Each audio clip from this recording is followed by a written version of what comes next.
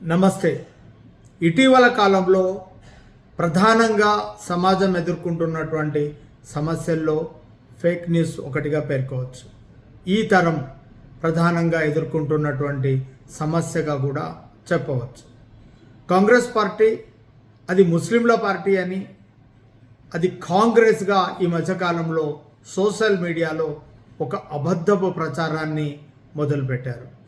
దీనికి ప్రధాన కారణంగా ఇందిరాగాంధీ సహచరుడు ఫిరోజ్ గాంధీ పేరు ఫిరోజ్ ఖాన్ అని, ఆయన ముస్లిం మతస్థుడిగా తప్పుడు ప్రచారాన్ని సోషల్ మీడియాలో చేస్తున్నారు.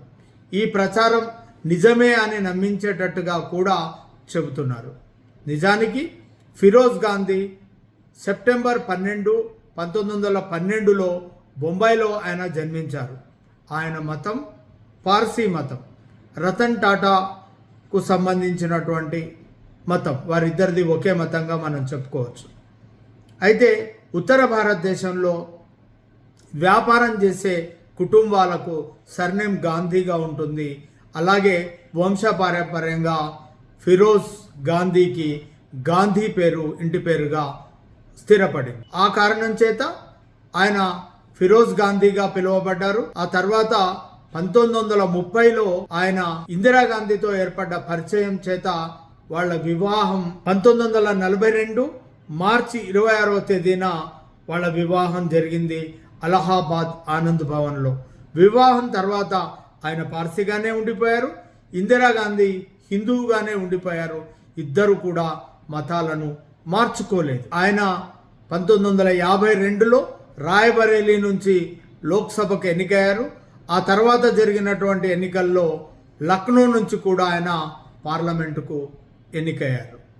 ఆయన రాజకీయ జీవితంలో ప్రధాన ఘట్టాలుగా చెప్పుకోవాల్సి వస్తే 1930లో ఆయన స్వతంత్ర పోరాటంలో పాల్గొని 1942లో జరిగిన క్విట్ ఇండియా ఉద్యమంలో క్రియాశీలకంగా పాల్గొనడం చేత ఆయన జైలు జీవితాన్ని కూడా అనుభవించారు. పార్లమెంటేరియన్గా 1955లో ప్రెస్ కౌన్సిల్ చట్టానికి ఆయనే ఆద్యుడు. ప్రెస్ రక్షణ కోసం చెట్టిన ఆ చట్టంలో ఆయనే క్రియాశీలక పాత్ర పోషించారు. అలాగే పార్లమెంటరీ ప్రివిలేజ్ చట్టానికి కూడా ఆయన సూచనలు, సలహాలు పార్లమెంట్లో పాల్గొనడం, ఆ చట్టం వెనకాల కూడా ఆయన క్రియాశీలకంగా పనిచేశారు. ఆ తర్వాత కూడా ఆయన జర్నలిజాన్ని కొనసాగించి నెహ్రూ మంత్రివర్గం పైన కూడా ఆయన అనేక వ్యాసాల్ని, వార్తల్ని రాసి శోధనకు ఆయన ఎప్పుడూ వదిలిపెట్టలేదు. నిజానికి ఫిరోజ్ గాంధీ కులం, మతం పైన జరుగుతున్నటువంటి ప్రచారం తప్పుడు ప్రచారం అని తెలియజేస్తుంది.